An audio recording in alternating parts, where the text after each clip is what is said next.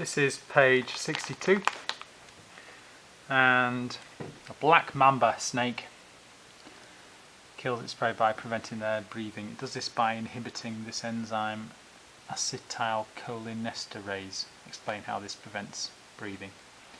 So we need to draw a diagram of a synapse. There we are. So we've got a diagram of a synapse, and we'd have our neurotransmitter going across, and then that would bind to receptors and so on. A normal synapse story. But then this neurotransmitter needs to go back in, get broken up and go back in.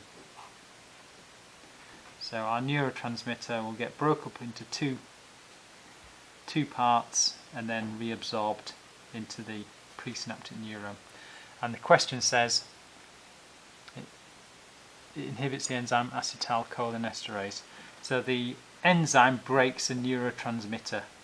So that enzyme breaks a neurotransmitter, ACH, into, so we've got ACH there, ACH. That will get broken up into two parts, which will get reabsorbed. But when it gets broken up, it can no longer stimulate these receptors. So that's the point. So it can reset the synapse. But if we don't have that, ACH is going to stay here and stay stimulating this neuron, which is going to be a problem for breathing if it's the lung muscles involved. So we just need to summarize that. So let's say what this enzyme does.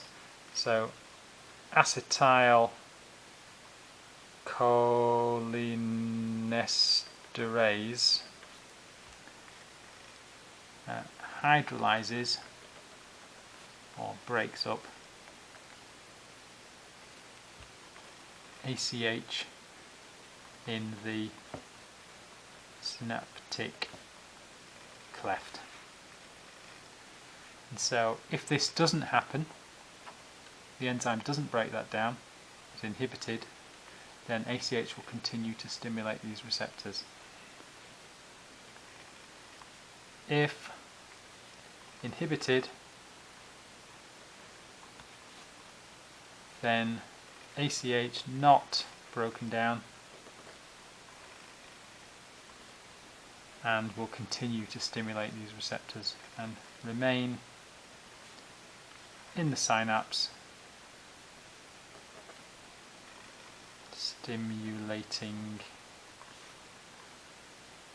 receptors on the post-synaptic membrane.